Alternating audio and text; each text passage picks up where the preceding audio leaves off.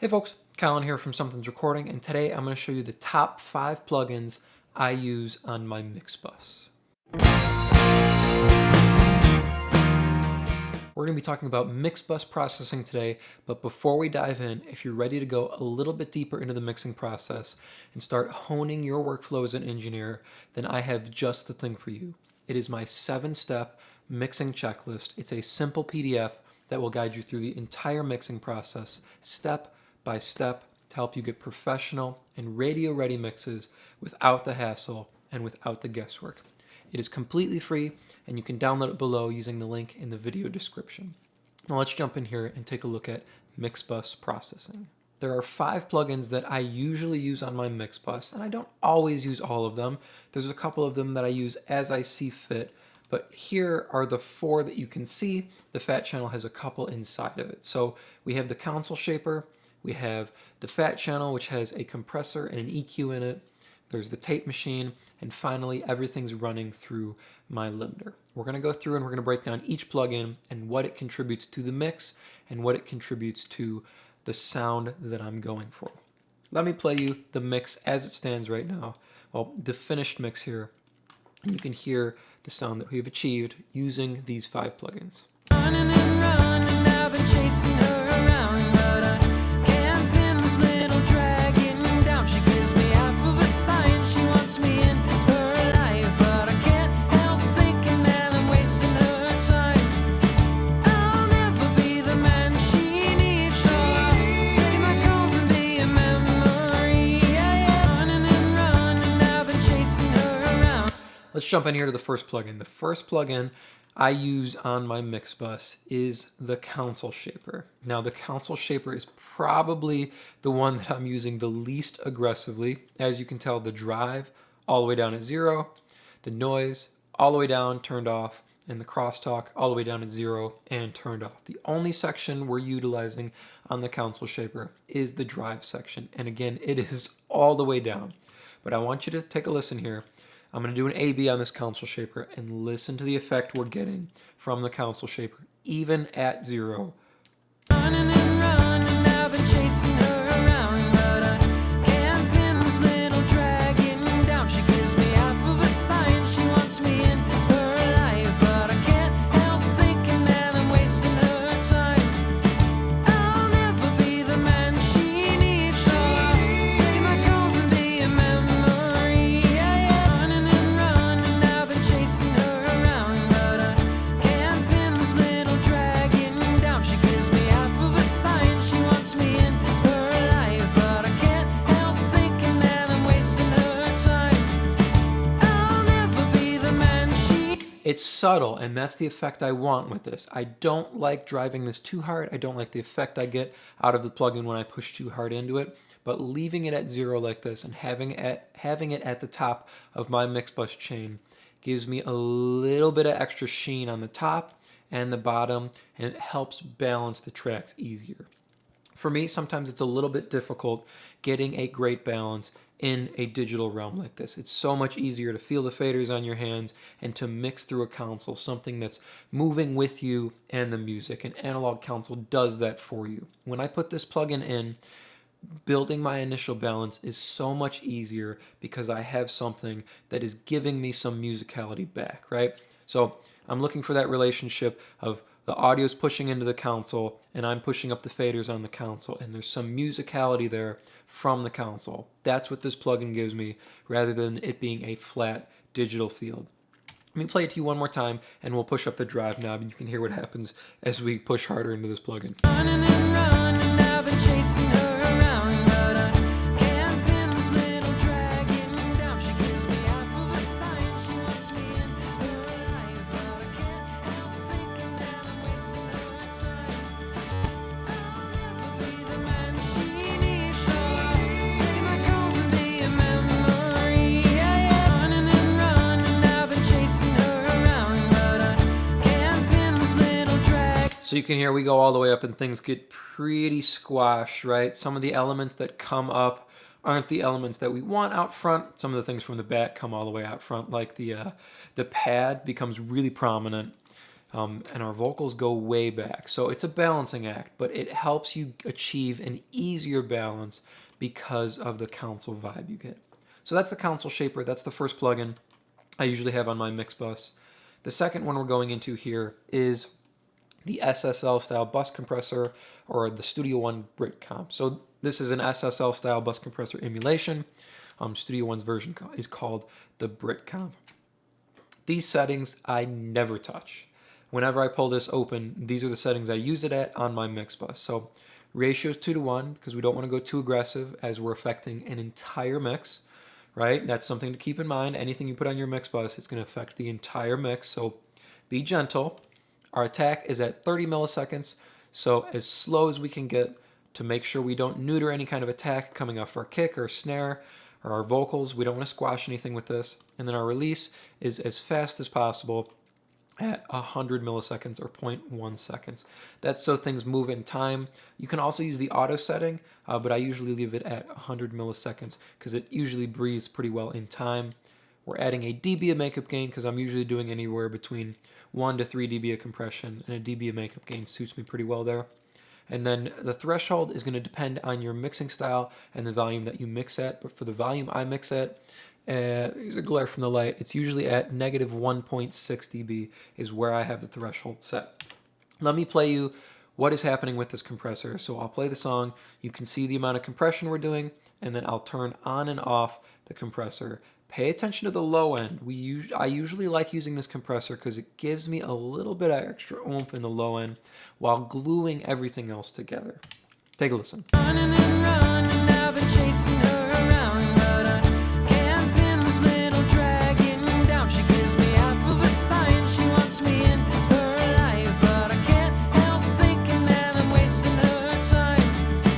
I'll never be the man she needs, so I'll say my calls and be a memory. Running and running, I've been chasing her around, but I can't pin this little dragon down. She gives me half of a sign, she wants me in her life, but I can't help thinking that I'm... So about a dB and a half of compression just on the top of the mix helps to glue all of our elements together. So you'll notice when I turn the compressor off, our vocal takes a step too far out front and our instrumentation kind of levels back a little bit. So things kind of dull out, they get a little bit uneven. When we kick the compressor in, I like this compressor because it gives me a little bit more weight in the low end. I like what it does to the kick and snare, and it brings our vocal back into the song a little bit. So it glues our vocal to our track, and I like the little bit of extra weight I get on my drums because they're the main things pushing into the compressor. One more time, we'll do an A-B here, and we will move on. Running and running, I've been chasing her around, but I can't pin this little dragon down. She gives me half of a sign, she wants me in her life, but I can't help thinking that I'm wasting her time. I'll never be the man she needs, so I'll say my calls and be a memory. Running and running, I've been chasing her around, but I can't pin this little dragon down. She gives me half of a... All right, we're going to move on here. I'm going to skip my EQ for the second. We're going to come back to that after we talk about the tape machine here. I usually prefer using the tape machine, but sometimes what I get from the tape machine doesn't work well with the track, and we're going to talk about that in a second. But here's the soft tube tape machine. We have it at 5.1, so just a smidge over where it pops up default. I use it on the B setting, and we're at 30 IPS here. I use it on the B setting because the B setting gives me an extra boost in the low end. So I like what it does to the kick drum and the bass guitar. It helps meld those two elements together and get them working as one force on the low end. So we'll do an A-B here and take a listen and watch here. We're not pushing that hard into it. Running and running, I've been chasing her around, but I can't pin this little dragon down. She gives me half of a sign, she wants me in her life, but I can't help thinking that I'm wasting her time. I'll never be the man she needs, so I'll say my calls and be a memory. Running and running, I've been chasing her around, but I can't pin this little dragon down. She gives me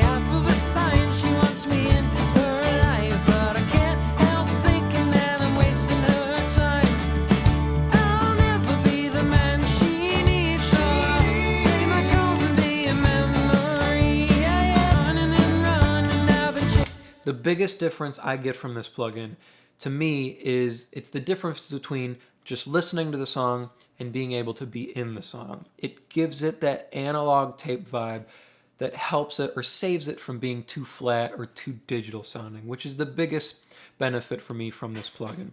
The other thing is I love what it does to my kick and bass. I love what it does to the low end on the B setting. And the other thing you'll notice is, if we're gonna listen one more time, pay attention to the low end and the top end here. So we talked about what it does to the low end.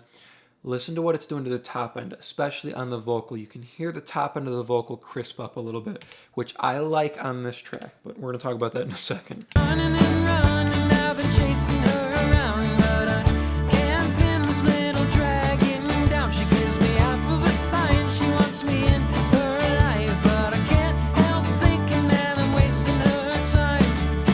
I'll never be the man she needs, so I'll say my calls and be a memory. Running and running, I've been chasing.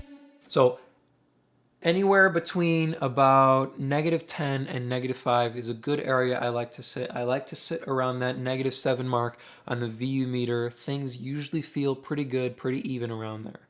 Gives me the analog tape vibe I'm looking for. It solidifies the low end for me, so I get a little bit of extra boost, but it helps meld my bass guitar and my kick drum together to drive the low end. The other thing I get from it is a little bit of extra sheen or a little bit extra crispness up top, especially on the vocal here. But sometimes that's a little bit too much for me. Sometimes I don't like that extra sheen on top if it does something weird to the cymbals or if it makes the vocals too crispy sounding. That is where I would reach for this Pultec instead. And sometimes I'll use them together because sometimes I love the low end on this Pultec. Boosting a little bit of 60 hertz from this Pultec is just glorious, glorious low end. But if I don't like what I'm getting from the tape machine, sometimes I like to throw this in instead. And if I need any high end, it's there to boost, but I can also attenuate the high end and I can get the low end thing that I love from the tape machine by boosting here. So let's boost a little bit of the low end on this, the Pultec emulation or their passive EQ inside of Studio One, and see what we can get here. Running and running, I've been chasing her around, but I can't pin this little dragon down. She gives me half of a sign, she wants me in her life, but I can't help. Just that was great. So this plugin is very fidgety, to say the least. So small movements make huge differences, especially boosting 60 hertz across an entire mix like this. You will get a big difference from this 0.1 move here. Listen one more time. We'll do an A-B here, and I'll go a little bit too far so you can hear what happens. Running and running, I've been chasing her around, but I can't pin this little dragon down. She gives me half of a sign, she wants me in her life, but I can't help thinking that I'm wasting her time.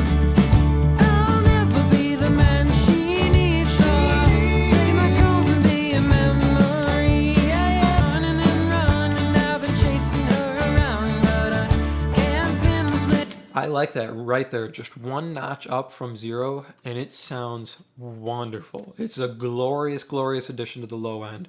It just warms things up so much. That's what I love so much about this passive EQ. You can put it in, put one notch up from 0 on the low end, and things warm up so much. We're going to leave that in. That wasn't on my original mix here, but we're going to leave that in. I like that. I like that warmness we're getting from that.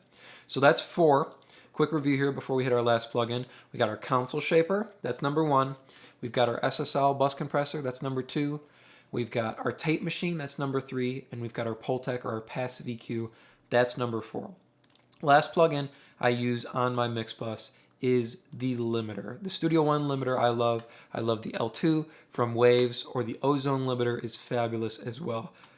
So all we're doing with this is we're boosting up our track 6.5 dB into the limiter. The limiter has a -1 ceiling, so it's acting like a phase or a stage of mastering here to give the track that extra boost, so when it sends to mastering, there's no surprises when the volume gets pulled up that much. This would not be on the track that I'd send to mastering. Before I send it to mastering, I would disable this limiter. This is in here while I'm mixing, so I have an idea of how the track is going to sound at that commercial kind of level. We're not doing that much with it, but this 1 or 2 dB of limiting we're going to do on the track, make sure everything stays in place and that the levels stay the same, or there's a good balance that I have, doesn't change when the gain is boosted this much. Take a listen. We'll do an A-B on it. Bear in mind the volume's going to change by 6.5 dB, but I want you to hear what we get from this limiter. Running and running, I've been chasing her around, but I can't pin this little dragon down. She gives me half of a sign, she wants me in her life, but I can't help thinking that I'm wasting her time.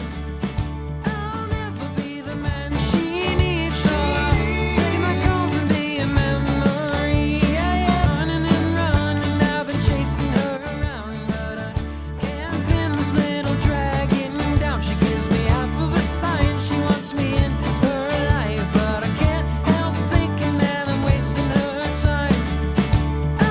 We're doing about 3 dB of limiting here, but it helps to hold the kick and the snare in place. Those are our main transients popping through the mix. And it also helps to keep our vocal out front, but not too far out front. If you notice when I turn the limiter off, although we have that huge change in gain over the whole track, our vocal gets a little bit too far out front and our kick and snare are a little bit uncontrolled. Those 3 elements don't meld with the rest of the track. When we kick the limiter in, this 3 dB of limiting helps to keep our vocal in with the rest of our instruments, and it helps to keep our kick and snare in line. They're not jumping out too far. One more time, we'll do an A-B on this limiter, and then we'll do an A-B on everything as a whole here. Running and running, I've been chasing her around, but I can't pin this little dragon down. She gives me half of a sign, she wants me in her life, but I can't help thinking that I'm wasting her time. I'll never be the man she needs, so I'll save my calls and be a memory. Yeah, yeah. Running and running, I've been chasing her around, but I can't pin this little dragon down. She gives me half of a sign, she wants me in her life, but I can't help thinking that I'm wasting her time. I'll never be the man she needs, so I'll save my calls and be a memory. Yeah, yeah. Running and running, I've been chasing her around, but I can't pin this little dragon down. She gives me half of a sign, she wants me in her life, but I can't help thinking that I'm wasting her time. I'll never be the man she needs, so I'll save my calls and be a memory. Yeah, yeah. Running and running, I've been chasing.